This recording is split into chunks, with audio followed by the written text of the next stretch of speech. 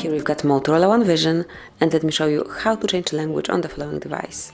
So at first you have to open the list of all applications, then find and select the settings. Now locate and open System, and then go to Languages and Input. Click on Languages, and then select Add Language. So from the following list you can pick the one that you would like to apply, and let me choose for example Portuguese, then select the region, slide it up to the first place, and as you can see the language is changed to Portuguese, and like whole device is set up with Portuguese, so you can smoothly use the device in new language. Then if you'd like to change it again, you have to go to System one more time, then select Languages and Input, go to the languages, and you can either slide English up or remove Portuguese by tapping on Remove, mark it, tap on bin icon, confirm it by tapping on OK, and obviously you can add another language smoothly the same way.